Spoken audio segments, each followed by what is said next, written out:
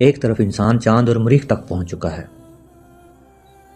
Science اور technology کی نئی دنیا آگے بڑھ رہی ہے، اور دوسری طرف پاکستان کا خاموش کسان، اس کا حال اور درانتی تیز گرمی میں بھی نہیں رکتی اور سخت سردی میں بھی آرام نہیں کرتی۔ کوئی کسان ہماری سب سے بڑی ضرورت خوراک ہماری میز تک پہنچ جاتا ہے۔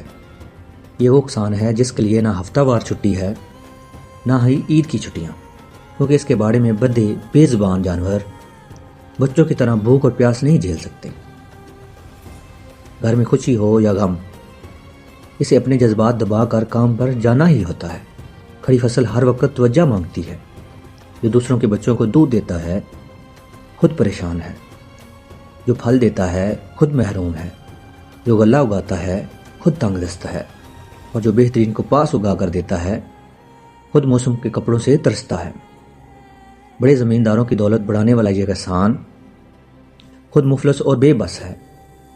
شہروں کو ازائشیں دینے والا کسان اس لیے پریشان ہے کہ پیداوار خرچ بہت زیادہ اور منافع بہت کم ہے۔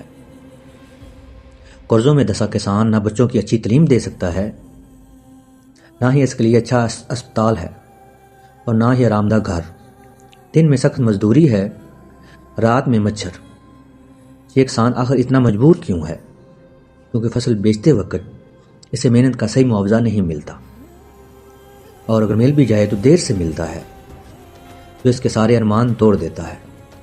نئی فصل وقت پر کاشت کرنا، پرانی سمیٹنا ضروری ہے، مگر سودی ماحول میں وہ اپنی محنت سستے داموں میں بیچنے پر مجبور ہے۔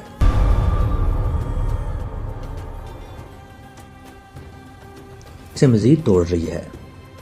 آرٹ کا غیر منصفانہ نظام اسے پوری طرح جکڑے ہوئے ہے۔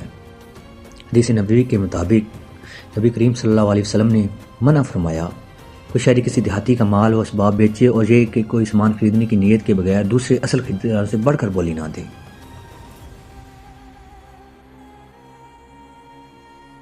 لیکن اس ہدایت کو چھوڑ کر سرکاری، غیر سرکاری اور لالچی آڑتی کسانوں کو لوٹ رہے ہیں۔